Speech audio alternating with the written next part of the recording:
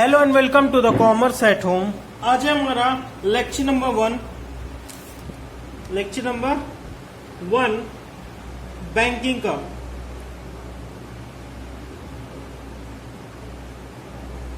जिसमें हम पढ़ने वाले हैं अपना बैंकिंग का पहला chapter,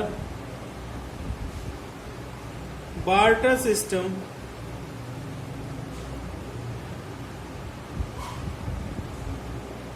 and evolution of money।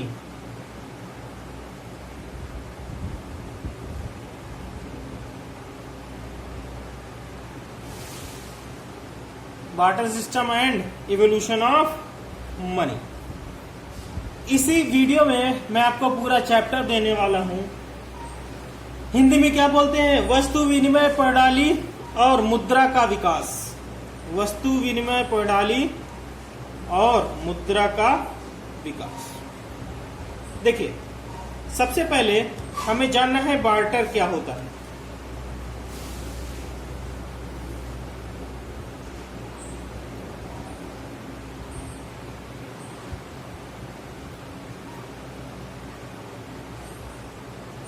मान लेते हैं आप दुकान पे जाते हैं, आपका नाम है ए।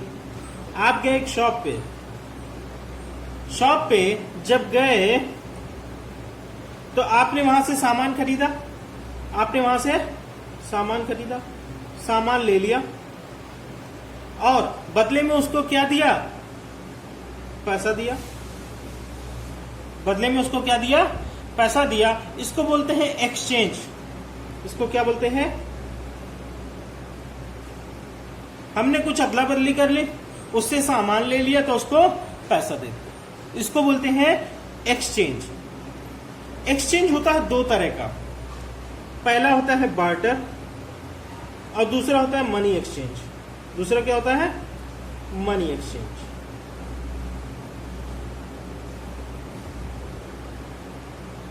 चलिए देखते हैं दोनों में सिमिलरिटीज क्या हैं और डिफर क्या है। देखिए, दोनों ही जगह में कुछ सामान लिया जा रहा है और उसके बदले में कुछ दिया जा रहा है। जब कुछ हम लेते हैं और बदले में कुछ देते हैं तो उसको बोलते हैं कंसिडरेशन। जो चीज बदले में दी जाती है उसको बोला जाता है कंसिडरेशन।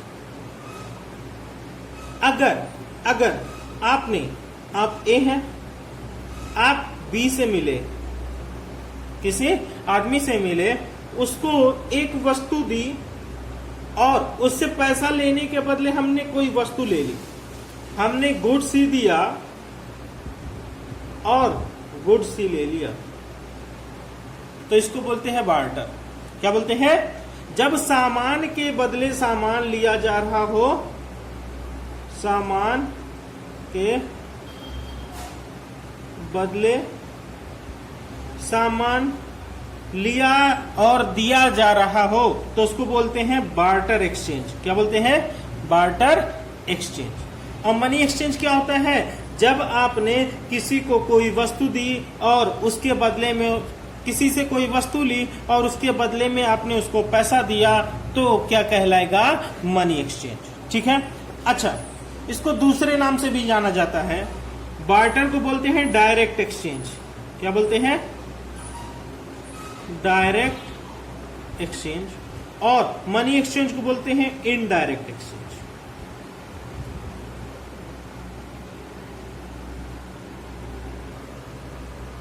तो एक्सचेंज मतलब ये क्या होता है? जब कोई एक वस्तु दी जा रही हो और उसके बदले में कुछ लिया जा रहा हो तो उसको बोलते हैं एक्सचेंज। ठीक है।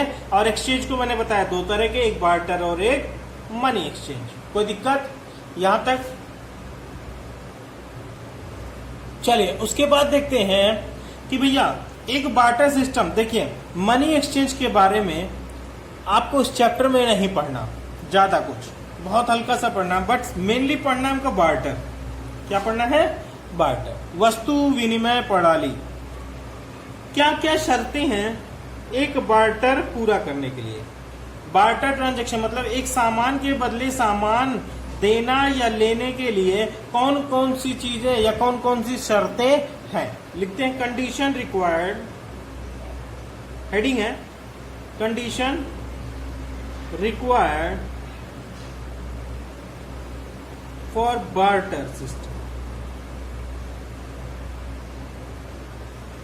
अच्छा, इसको दूसरे नाम से भी लिख सकते हैं आप, essential elements of barter system. क्या लिख सकते हैं? Essential elements of barter system. चलिए, सबसे पहली बात, must be two part, must be two part. भैया दो पक्षों का होना जरूरी है, एक आदमी ले रहा है कुछ सामान, एक आदमी कुछ सामान दे रहा है, ठीक है? Must be two part. अच्छा, दूसरा, double coincidence of one, double coincidence of, ये सी है, ये सी आई है, ठीक है? Incidence of wants.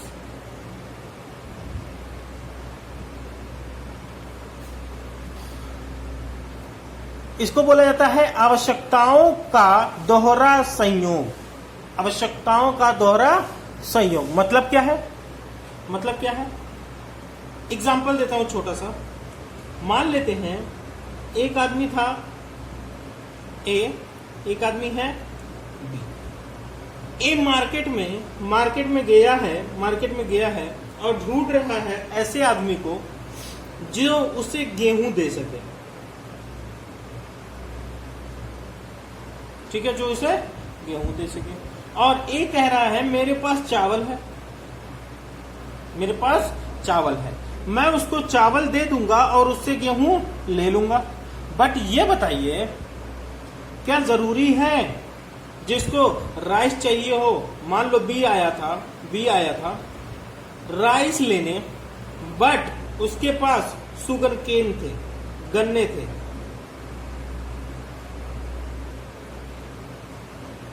अब बताइए, वो राइस लेने को तो तैयार है, पर देगा क्या? गन्ना देगा।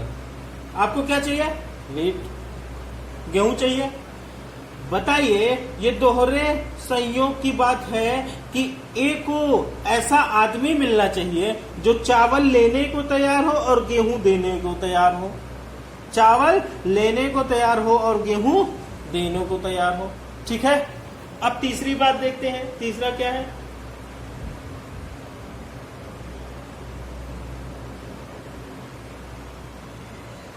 Lack of transportation, lack of transportation.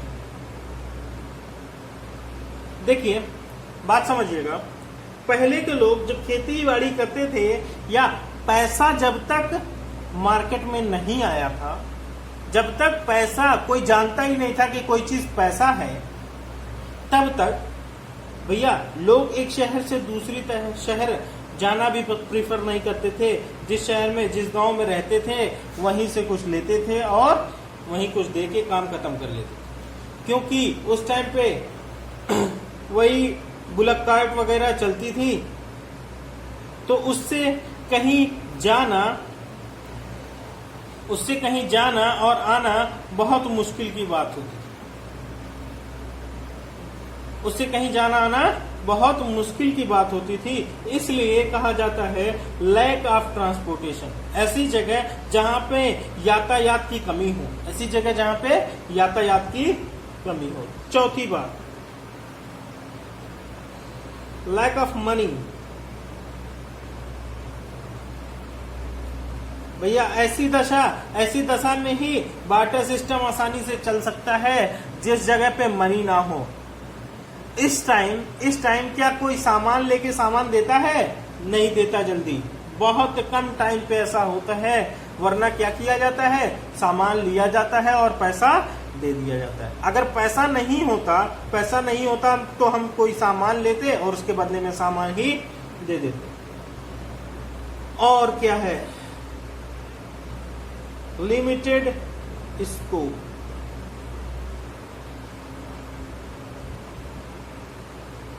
भैया बार्टर सिस्टम का लिमिटेड स्कोप है। क्यों? क्योंकि ये बहुत दूरी तक जाके व्यापार नहीं किया जाता, इसमें बहुत थोड़ी सी छोटी सी शहर में ही रह के, एक कस्बे में रह के ये काम किया जाता है। ठीक है, अब देखते हैं advantages and disadvantages of barter. भैया बार्टर सिस्टम के क्या फायदे हैं और क्या नुकसान है। देखिए एडवांटेजेस, क्या क्या फायदे हैं। Maximum utility to producer, maximum utility to producer. पहली बात कि बार्टर सिस्टम में जब उस टाइम पे किसान क्या करता था, उतना उगाता था जितना उसकी जरूरत होती थी, वो बहुत ज्यादा बेचना नहीं चाहता था, तो जितना वो खा लेता था या फिर मार्केट में वो चीज देके उससे दूसरी चीज ले ली जा सके, बस उतना ही उगाता था। तो उसको जो प्रोड्यूस करता था उसको मैक्सिमम यूटिलिटी मतलब संतुष्टि मिलती थी। अच्छा, दूसरा है सिंपल। कह रहा है बार्टर सिस्टम सिंपल होता है। भैया सिंपल होता है, एक सामान देना एक सामान लेना है। ठीक है, तीसरी बात यूटिलिटी फॉर बोथ पार्टी। ये क्या है? Utility for both party.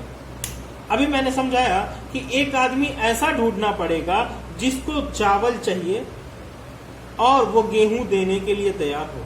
तो बार्टर सिस्टम में जब तक दोनों का ही फायदा ना हो तब तक एक्सचेंज पॉसिबल नहीं है, इसलिए लिखा गया यूटिलिटी फॉर बोथ पार्टी। दोनों पक्षों को लाभ, दोनों पक्षों को लाभ, ये इसका मतलब हुआ यूटिलिटी फॉर बोथ पार्टी। अच्छा, इंक्रीज फॉरेन ट्रेड। सबसे ज्यादा इस वक्त बार्टर सिस्टम चलता है अगर, तो फॉरेन ट्रेड में चलता है। हम एक देश से सामान मंगवाते हैं जब, तो उसको तुरंत पेमेंट नहीं देते, उसको क्या करते हैं, हम उसको सामान ही दे देते हैं अपने तरफ से कुछ। मतलब अगर हम इलेक्ट्रॉनिक्स का सामान कहीं से मंगवाते हैं तो हम उसको काइंड में कुछ पे करते हैं, जैसे कि अपने यहाँ का कुछ भी भेज दिया, जैसे कि किस राइस, शुगर है ना, व्हीट, टी लीव्स, चाय पत्तियां इंडिया में बहुत अच्छी होती हैं, तो ये सब क्या करते हैं, एक्सपोर्ट किया जाता है। अगर हम कुछ कहीं से ले रहे हैं तो उसके बदले में कुछ दे दिया जाता है, पैसा ना देना पड़े, पैसा ना देना पड़े। अच्छा, तीसरी बात है decentralization of wealth. Decentralization of wealth क्या है? ये क्या है? विकेंद्रीकरण। हिंदी में क्या बोलते हैं इसको? विकेंद्रीकरण। सेंट्रलाइजेशन मतलब एक जगह पे रखना, डिसेंट्रलाइजेशन मतलब अलग अलग कर देना। ये क्या है? वेल्थ मतलब संपत्ति। बार्टर सिस्टम की वजह से विकेंद्रीकरण होता है। सिर्फ एक आदमी के, जैसे आजकल क्या है, इंडस्ट्रियलिस्ट हैं, वो इतना उत्पादन कर देते हैं कि कोई और दूसरा बेच ही नहीं पाता।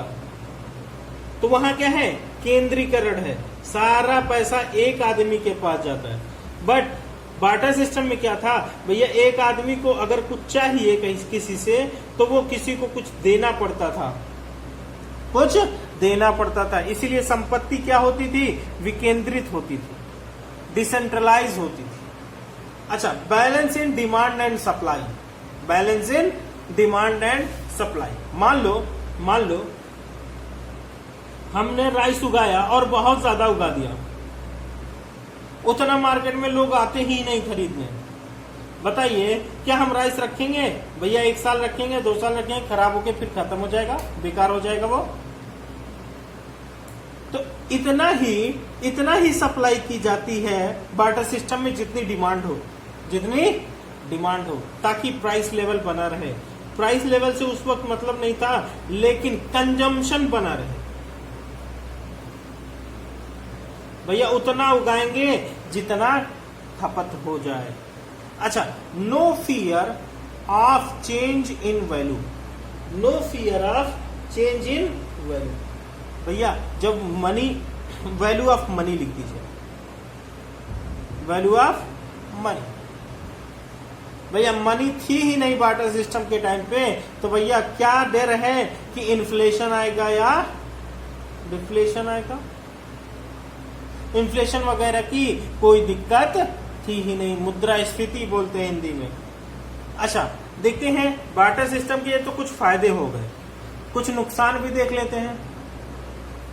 चलिए देखते हैं क्या क्या दिक्कत है आती है बार्टर सिस्टम में। लैक ऑफ डबल कोइंसिडेंस, ऐसा आदमी ढूंढना मुश्किल पड़ जाता है कि भैया जिसको हमारी चीज की जरूरत हो और हमें उसकी चीज की, ऐसा आदमी मिलना मुश्किल पड़ जाता है। इसीलिए बोला गया दोहरे संयोग का अभाव, दोहरे संयोग का अभाव, लैक ऑफ डबल कोइंसिडेंस। अच्छा डिफिकल्टी इन डिवीजन, भैया मान लो हमको गाय या भैंस बेचनी है, बकरी बेचनी है, तो उसके बदले में कैसे, मान ले कोई आदमी लेके आया बकरी और हम लेके गए गाय, तो बताइए एक गाय के बदले कितनी बकरी? पहले तो वैल्यूएशन में दिक्कत कि कितनी बकरी वैल्यू नहीं कर सकते। दूसरी बात कौन सी दिक्कत, अब क्या करें, अगर वो एक बकरी दे रहा है तो हम उसको एक गाय दे दें कि आधी गाय दे दें? आधा कर दे, उसको आधा कर देंगे फिर तो हो गया काम। तो इसलिए डिवीजन में भी दिक्कत होती थी और वैल्यूएशन में भी दिक्कत होती। अच्छा एक और दिक्कत है difficulty in store of wealth. हमारे पास जो संपत्ति होती थी, जैसे कि कोई भी चीज उगाई जाती थी, सब्जी वगैरह समझ लीजिए, तो सब्जी को हम स्टोर करके रख नहीं सकते। पैसा होता अगर तो पैसे, सब्जी को बेचकर उस पैसे को हम कहीं रख सकते थे, बट सब्जी हो, ये जानवर हो, कुछ ना कुछ दिन में ये खत्म हो जाने हैं। अच्छा लैक ऑफ ट्रांसफर, अगर कोई चीज यहां से दूसरी जगह भेजनी होती थी तो उसमें बहुत दिक्कत आती है, लैक ऑफ ट्रांसफर बोलते हैं उसको। अच्छा लैक ऑफ सर्विस एक्सचेंज, ये आखिरी पॉइंट है। लैक ऑफ सर्विस एक्सचेंज मतलब क्या है, या डिफिकल्टी इन सर्विस एक्सचेंज। क्या दिक्कत आती है भैया, मान लेते हैं डॉक्टर साहब, उस टाइम तो हकीम जी होते थे, हकीम जी आए और हम बीमार थे, हमको दवा दे गए। अब बताइए उनको कितना किलो गेहूं दे, चावल दे, गाय दे, बकरी दे, ना हम वैल्यू कर सकते थे, ना ही हम सर्विस के बदले कुछ दे पाते थे, क्योंकि भैया उसकी वैल्यू पता ही नहीं चल पाती थी कि इनके सर्विस की क्या वैल्यू। आजकल तो बहुत डिमांड में है डॉक्टर, लेकिन क्या कर सकते हैं, पहले बिल्कुल नहीं थे। अब देखते हैं इतनी सारी दिक्कत होने के बाद लोगों को ये समझ में आया कि भैया ना हम कोई चीज की वैल्यू कर पाते हैं, ना हम किसी चीज को बांट पाते हैं, ना हमें ऐसा आदमी मिल पाता है जिससे हम जल्दी से एक्सचेंज कर सके। तो इसके बाद इजाद हुआ कौन सी चीज, लक्ष्मी। कौन सी चीज, लक्ष्मी, जिसको हम मनी बोलते हैं, है ना। तो मनी का इजाद आपने सुना होगा, आवश्यकता ही आविष्कार की जननी है, आपने सुना है ना। ठीक उसी तरह जब तक हमको जरूरत नहीं थी तब तक हमने पैसे का इजाद नहीं किया, और जब हमें जरूरत पड़ी, हमें दिक्कत होने लगी, तब हमने एक चीज को क्या बनाया, पैसा, मनी बनाया। और उस मनी के आने के बाद दूसरा एक्सचेंज की कहानी स्टार्ट होती है, मनी एक्सचेंज की।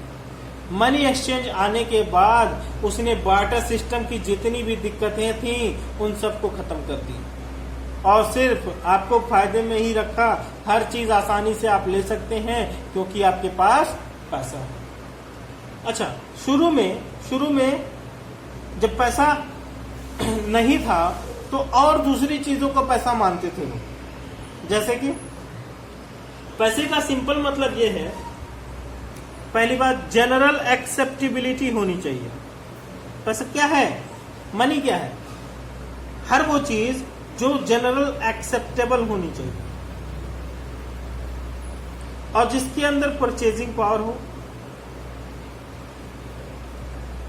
जिसके अंदर anything which has purchasing power. दूसरी बात जनरल एक्सेप्टेबिलिटी, जैसे कि एक आप नोट ले जाइए, नोट 500 की, गांधी जी वाली, लेके जाइए और बीच से ऐसे फटी हो, बीच से ऐसे फटी हो, बताइए कोई आदमी लेगा आपसे? नहीं लेगा। वही 500 की नोट आज चल नहीं रही है, क्यों? कोई एक्सेप्ट नहीं करे, तो जनरल एक्सेप्टेबिलिटी उसकी बची नहीं है, इसलिए अब वो मनी नहीं रह गई। जैसे ही कोई आदमी तो यार ठीक है हम जोड़ लेंगे, लेकिन जोड़ लेंगे, जोड़ के हम तुमको सामान दे देते हैं, कोई दिक्कत नहीं। अब तुरंत उसके अंदर परचेजिंग पावर आ गई, उसने एक्सेप्ट जैसे किया तुरंत वो मनी बन गई। जब तक कोई चीज एक्सेप्ट नहीं हो रही है तब तक वो मनी नहीं है। ठीक है, मान लो आपसे मैंने कहा अपनी मोबाइल दे दीजिए, अपनी मोबाइल दे दीजिए, मैं आपको एक अच्छी सी बुक दूंगा, मैं आपको एक अच्छी सी बुक दूंगा जिससे आपके बैंकिंग का सारा काम हो जाएगा। तो आपने कहा ठीक है। अब बताइए, मैंने आपसे आपकी मोबाइल तो ले ली, मैंने आपको क्या दिया? मैंने आपको क्या दिया? वो बुक दी जिससे आपका काम चल जाएगा। तो मेरे लिए इस वक्त कौन सी मनी है? वो बुक क्या हो गई? मेरे लिए मनी हो गई। तो पहले के लोग कुछ चीजें दे देते थे, कुछ लेने के बदले कुछ चीजें भी दे देते थे, तो उसको भी उस टाइम पे मनी कहा जाता था। बट जो रियल मनी है, करेंसी है जो, उसके आने के बाद क्या क्या बदलाव हुए उसको हम लोग देख लेते हैं,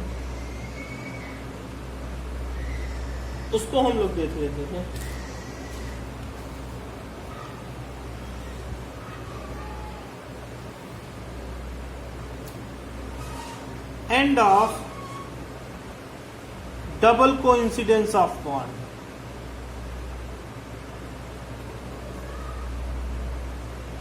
अब हमें दोहरे संयोग की जरूरत नहीं। हम क्या करेंगे? अपना चावल किसी को बेचकर और किसी दूसरे से गेहूं खरीद लेंगे, कोई दिक्कत नहीं होगी, क्योंकि अब हमारे पास क्या है भैया? पैसा। हर बात में यही आएगा कि पैसा पैसा पैसा। देखिए, मूल्य मापन की समस्या का अंत। अब हम हर चीज की वैल्यू कर सकते हैं, हर चीज की वैल्यू कर सकते हैं। ये कॉपी कितने की? 40 रुपए की। ये पेन कितने का? 100 रुपए का। ये पेन कितने की? 60 रुपए की। तो ऐसे आपका काम चलता रहेगा, क्योंकि अब हर चीज को किसमें मापा जा सकता है? वैल्यू ऑफ मनी, मनी में मापा जा सकता है। तीसरी बात, जो स्टोरिंग वैल्यू था, स्टोर वैल्यू, भैया मनी के आने के बाद वो दिक्कत भी खत्म हो गई। क्यों भैया? अब हम सामान नहीं रखना पड़ेगा, हम सामान को बेचकर पैसा अपने पास रख सकते हैं, जब तक चाहे तब तक रख सकते हैं। अच्छा, उसके बाद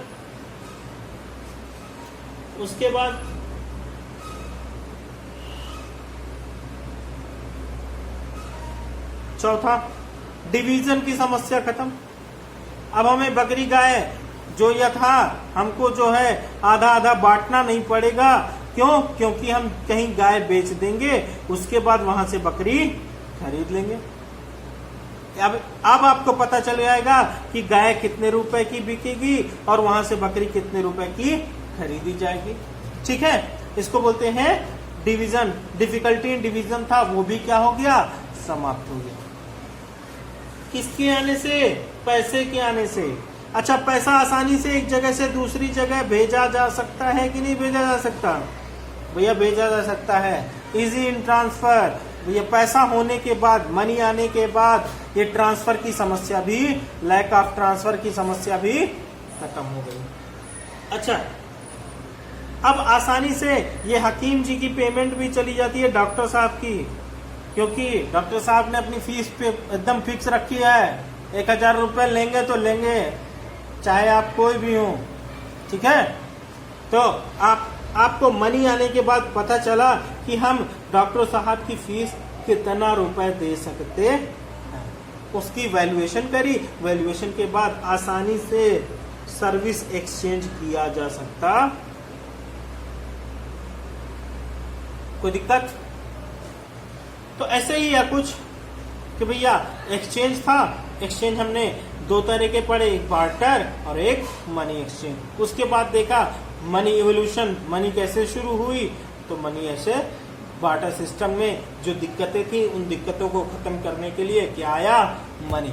मनी आने के बाद कि कौन कौन सी दिक्कत उसकी खत्म हो गई, तो बार्टर सिस्टम की सारी दिक्कतें मनी आने के बाद खत्म हो गई। ठीक है, मिलते हैं आप लोगों से नेक्स्ट वीडियो में, लेक्चर नंबर 2 में मिलेंगे। तब तक के लिए गुड लक, और आप लोग मेरे चैनल को लाइक और सब्सक्राइब जरूर कर लीजिएगा।